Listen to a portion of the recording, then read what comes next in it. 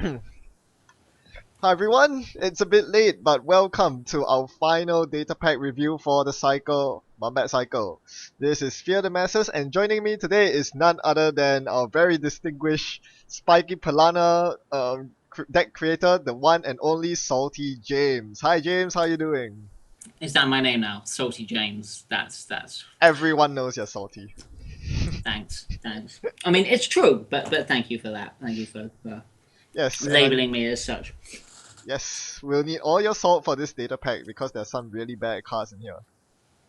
I always like to point out and mock some bad cards, so I'm quite looking forward to it. Yep, so for warning to all you viewers out there, we love bashing cards a lot. Don't take us too seriously. This Yeah, this may not be fair. Also, there may be some language used that is not appropriate for small children. So, if there are any younger audience members, they might want to cover their ears or just turn off sometime in the next 5 seconds. Um, Fair warning has been given. Fair warning has been given. Yep, no dams will be given about the censors today.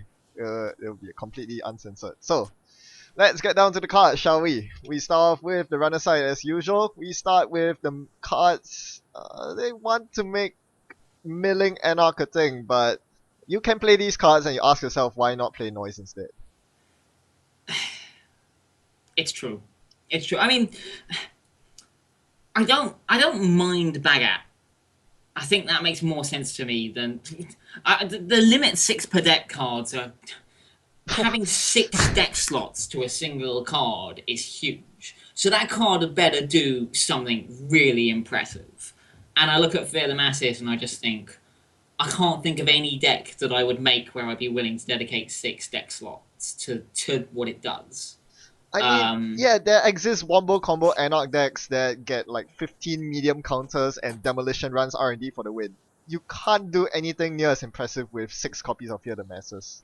and yeah, exactly. And it's I mean, the thing is, if the funny thing is, it's opposed with Bagat, and I just think that well, if you're going to do one or t'other, probably Bagat's the better option, actually. You are probably right. I mean, you're not gonna play both in the same deck. That's overkill. No, but I mean, you only need to dedicate 3 slots to Bagat, and it has a similar effect, except it just takes place whenever you run HQ. So you just put it out there and you just forget about it, and it just gives you a bonus for running HQ Yep. all the time. Yeah, it's a very odd card, and I'm really not convinced about most of the six per deck ones. The Shaper one seems to work because they're very much positioned Shaper as the new home of crazy wombo combos. Yeah, and it's Um, fine because it works from your heat, which is the most important part. exactly. That's in many ways more useful. Are you really gonna hold 6 copies of Fear the Masses in your hand? You're going to have to spend a lot of clicks to play them. Have to have a lot of successful runs on HQ for it to do anything. And once the Um, corp catches on, you bet they're gonna ice HQ. So good yes, luck. and you play one, and Corp is like, well, I can see this coming, so I need to be very careful. Yeah. Whereas if a single copy of Bagat goes down, It as stays Corp, there for the rest of the game. Yeah. and as Corp, you don't go, well, I'm going to change my whole game plan. I don't need to divert more HQ resources to HQ probably because it's just not really worth the effort. Um, you don't have to pay any more clicks or money than you do when you first put it down, and then you just forget about it, and it just sits there and may well provide you with some usefulity. And especially once you get 2 copies of Bagat down, then suddenly, Nope, you can't. It's unique. oh, is it unique? Sorry, It my is. bad. Yes, it is unique. So I I think the mean, biggest deal breaker here is the fact that Bagat still allows you to get your regular HQ access, while Fear the yep, Masses is a replacement effect. So absolutely. that's just the deal breaker right there. I mean, I don't think I'd really be particularly interested in playing either of them, to be honest. Yeah, I Um, think you have reached the right conclusion. I actually tried this in Noise Deck for those of you who have been watching my videos, and what happened was that I got completely quashed by a tagging NBN deck. And once you get tagged, your Bagat is not gonna stay on the board. no, it's not. So that is actually one weakness of Bagat that I didn't realize. Yeah, I mean, and neither of them obviously are any use outside of their faction. I mean, Because Baga would be really good in criminal, right? With Sneak Door and yeah, if it wasn't for Feint. influence, like Exactly. can't see Exactly. anyone ever being willing to spend for influence to have Bagat No. in their deck. Nope. So both of these cards are staying firmly in faction, Yeah. and as it stands, given the current meta, it doesn't feel like they really have a place. You know, you look at how well designed things like Dumblefork are and how optimized they are, and you look at both of these cards and you think, "There's no way I'm replacing cards in my currently good deck with them." Indeed. Whether they're opening up new archetypes, I also don't think so. Certainly not fair the masses. Six per deck is just Yeah.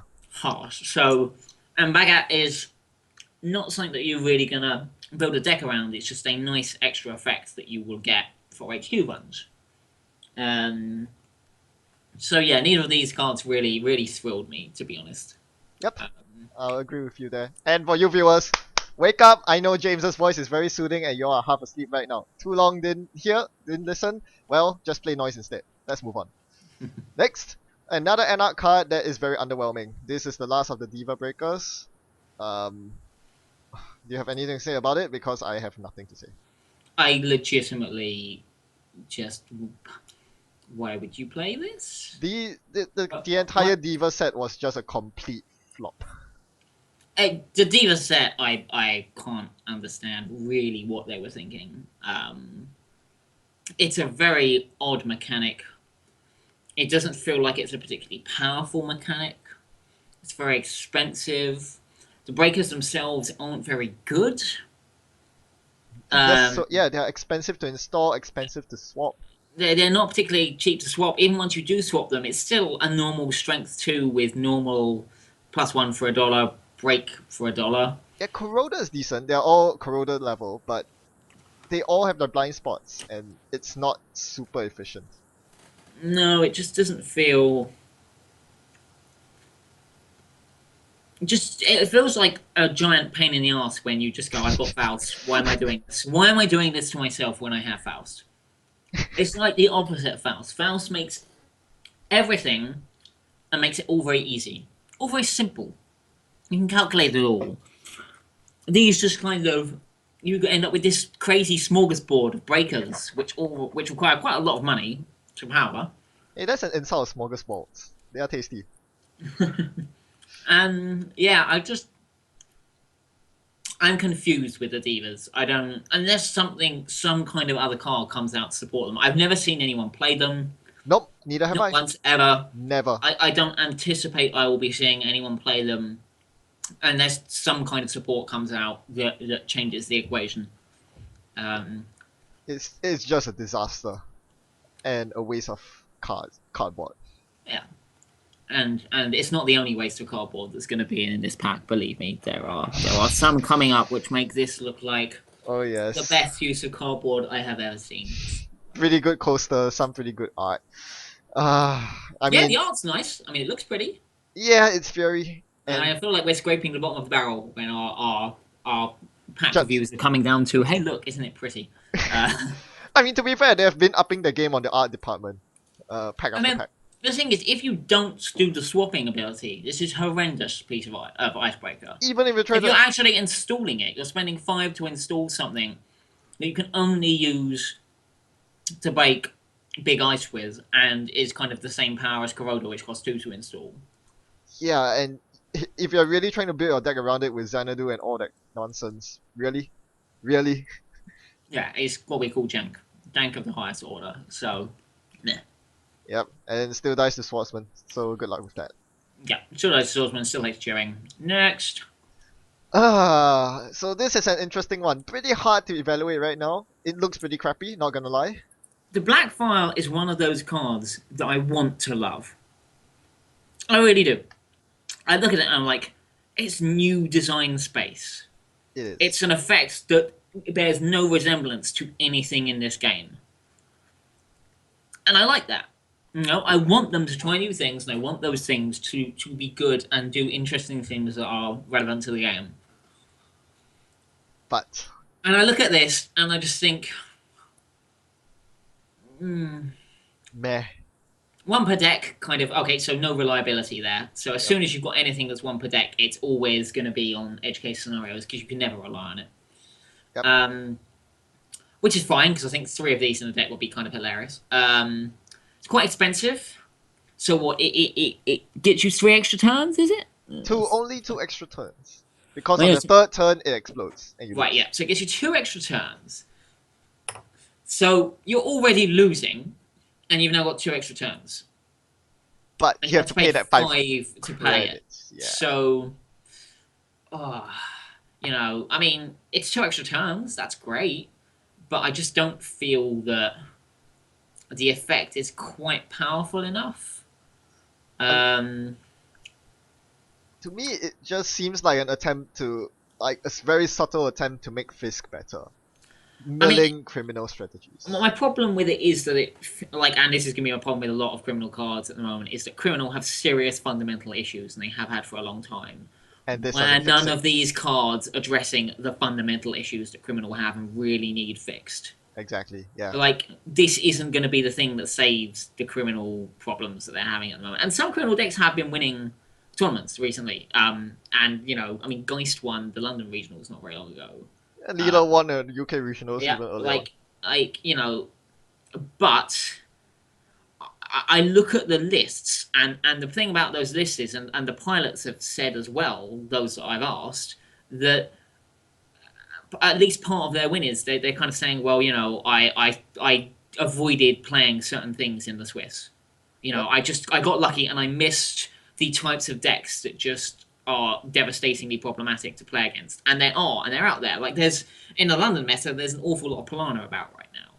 And Polana is very, very difficult for criminal to beat. Yeah, a single with lost. Marcus Batty Yep, and side multiple caprices. And lots of ice that's really problematic to deal with because the ice suite is pretty terrible still. And it's very easy as Polana to get into a game state where you've almost locked the criminal out and you're feeling very confident. And 2 extra turns isn't going to solve any of those problems. Yeah. All it does is occasionally going to allow you to make some Hail Mary runs on those 2 turns. And if you get really lucky, nab a 2 or 3 point agenda, which will push you over the edge. But that doesn't feel like... I mean, we described some cards as win more cards. This is almost like the opposite. It's like you're doing terribly, so cling on to life for another turn or 2 and then lose. Yeah, to have a recovery mechanism in your deck is not a bad thing, but is this really a recovery mechanism? Yeah, exactly. An extra 2 turns with 5 credit costs to pay is... I mean, it may be interesting in some games where, the game is actually quite close, but maybe they're going to try and square out behind a Caprice, and you just think, right, 1 or 2 extra turns so that I can hammer R&D and try and pull a final agenda out for myself. But you're talking about kind of very specific circumstances, I think, in which this will be useful. In majority of games, this won't push you over the edge. I don't think in the majority of games this can do anything at all. It just means the game lasts 2 turns longer and then you lose. Yeah, I would only play this in a deck which really can make use of those 2 turns. A mill-based deck, a Fisk investment seminar deck, and we know how unviable those are right now. Yeah, so there may come a time in a different meta where this card becomes useful again. True It's that. one of those kind of cards that might sit there as a sleeper for a while, but maybe not. I don't know. And I'll be quite scared, to be honest, if this card becomes good, because it can be quite oppressive to play against if the runner's not tagged. So I'm not very impressed with it overall. It's nice to see new design space though. It is. And I do like creativity, and I'm happy to see that things like this exist. So, yeah. Yep. For now, we'll just slot the black file in the black file. Yeah, in my black folder file of now. And we'll move on to Shaper. Oh my gosh. Why? I mean, the theme is great and all, but no one's gonna play this. No one's gonna play it. No. Next. No, but seriously. I mean, it's a crazy additional cost. It is. You could play Populist Rally instead, which forces your opponent to lose. I mean, it's such an odd effect. I mean, it's very similar to the Black File in a lot of ways, in that it's a card that just kind of buys you an extra bit of time. Um, in terms of what But it's trying to do, it's doesn't trying to. help you win the. If anything, helps you lose the game because you don't have your ESOPs anymore or your whatever connection. Yeah, absolutely. And You're it's only going to play connections if they're quite important to what your deck's trying to do. yeah, pretty But much. I think similar to the backfall, what it is obviously installed advanced the last agenda. I don't think I can get to it. I may as well get rid of my ASOPs in order to get just one extra turn in which I might be able to claw a win out.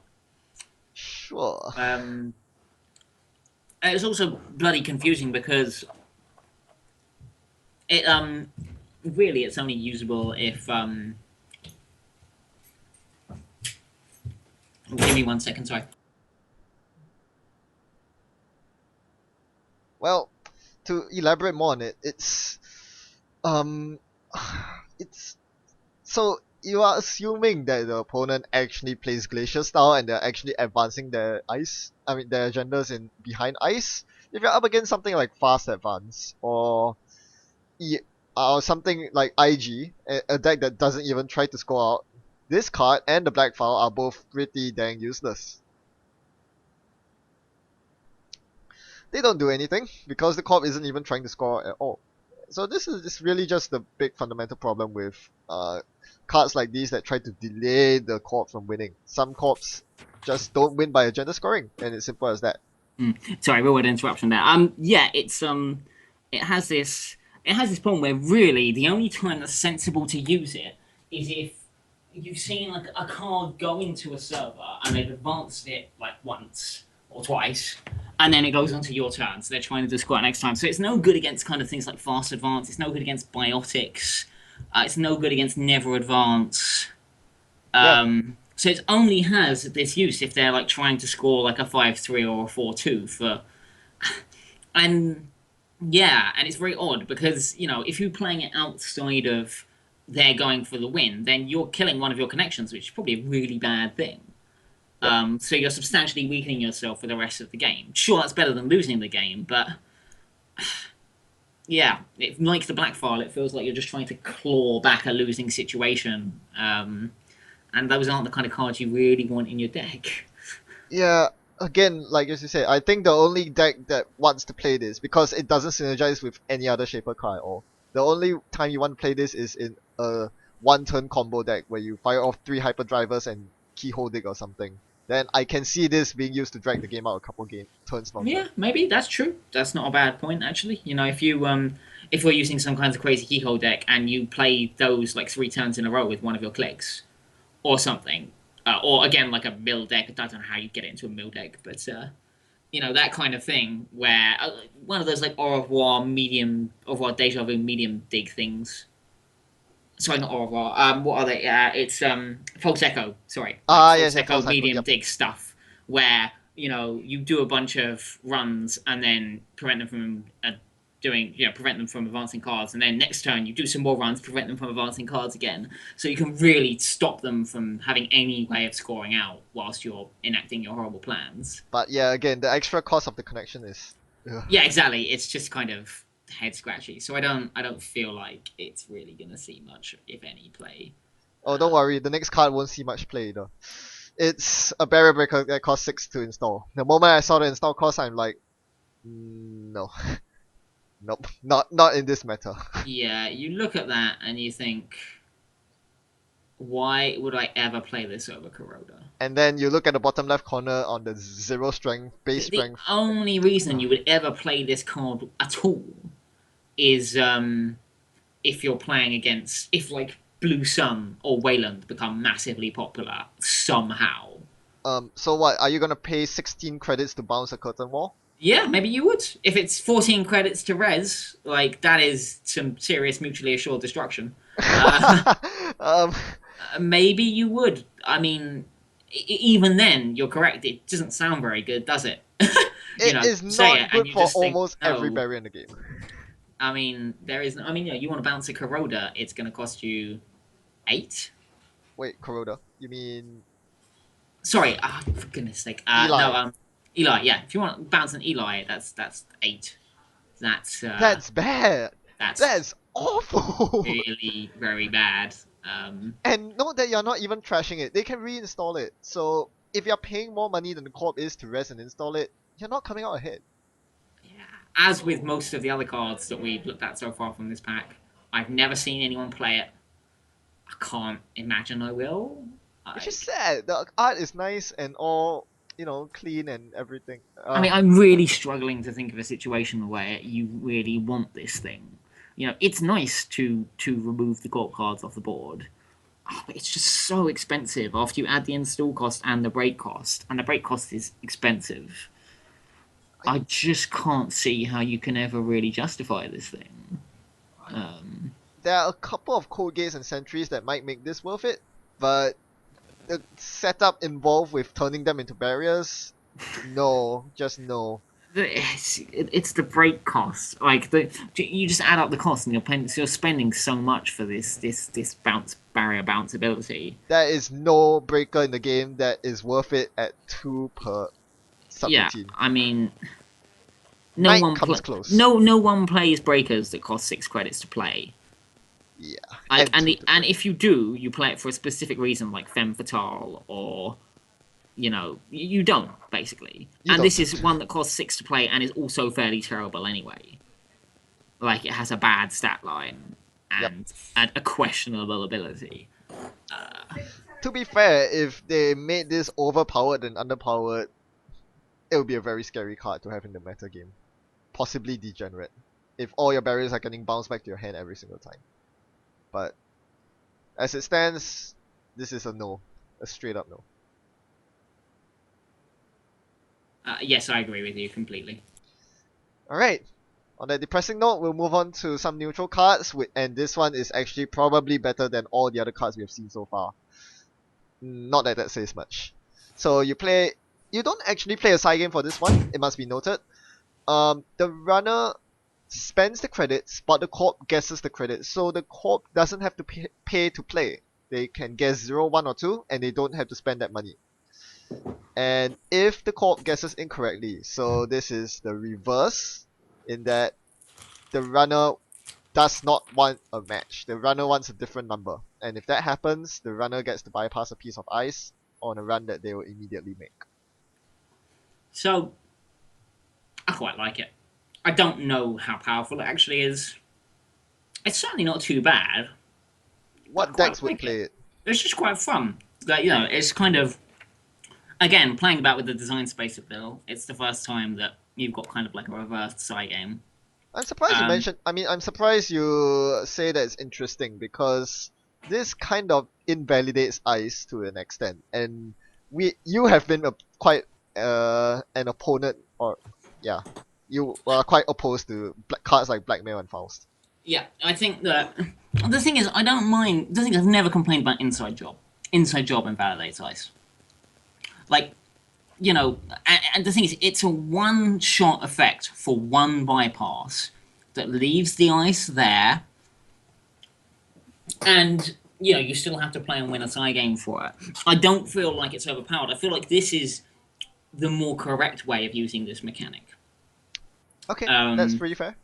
Is how I view it, because I don't like things that invalidate ice generally. But with a one-use event, like for a single run, I kind of don't mind it. Would you play it? It's only really super useful also if you've already run there and had the ice red, so you can make sure that you bypass something good. True. Yep. Otherwise, you could just be bypassing a pop-up window. Hilarious. Because the Gorp knows, so you already have to have run. Stuff always has been res. Would I play it? That's a good question. Is it worth a deck slot? Probably not. Nope. No. I mean, it's an influence. That's bad. Yes, I was gonna really say bad. that. Let's add on that cost, that influence cost. That is really bad. Are you really gonna play this card? Because influence is kind of at a premium for everyone Pretty at the much. moment. And you spend it very, very carefully and very wisely and on things that are very powerful. Yeah. You don't have influence to waste on things which are mediocre. And this is not going to make the cut. Is it? It just isn't. No, because if you're ANR, you just play Valencia Blackmail. If you're Criminal, you just play Inside Job. So realistically, you're only going to play this in Shaper, which has SMC to get through ice. or the mini factions, and we aren't gonna play the mini factions. Yeah. So So it's a bit unfortunate. It feels perhaps a tad. It feels like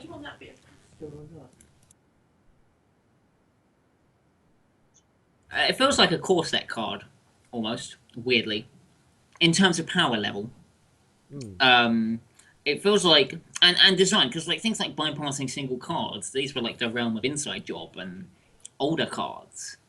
Um, Yeah. so it doesn't feel like it's following the new design philosophy, really, of kind of contemporary cards. It's very strange. Now that you Uh, mention it, you're probably quite right about that. Apart from the fact that it uses games, which are a newer mechanic, it feels like this is the kind of card that should have been produced in like the first cycle. Yeah. Um, I mean, when was the last time they made a bypass card? Security Nexus. Yeah, Set Nexus. So yeah, it's just it's a bit weird. It just feels a little underpowered, really. It is. I mean, I think it's underpowered because in the current meta you've got so many things that do this kind of messing on the invalidate dice ice completely. very effectively. Yeah. Why would you play this over cutlery ever? You know, Yeah. it's Why would like you play this over DDoS or blackmail? yeah. In cutlery, you're like, well, I don't bypass it, but I do break it once and then kill it, which is better actually. And the Probably. other two cards I mentioned, they work all the time. You don't have to sign for them. No, and this is a one-off event that costs an influence. So the influence is the real death knell. I think if it didn't cost an influence, you might see people splashing it in janky decks and fun things. Yep, I agree. It could certainly be like a wonderful, just like Inside Job. You know, if you get it in the early turns, you could do hilarious things with it. Yeah, so I don't think it's good enough. I do like it, but yeah, it just seems like it's under the power bell curve. Yeah. Um, Do you think they will print more cards like this in the future, where the runner size for an effect? you have to assume they will. I mean, given that they've done this, yeah, like I don't know, I'd assume so. Yeah. Yeah. It should be noted that this doesn't synergize with Nisei Division because the corp doesn't reveal spend credits. Oh, do they? Hmm.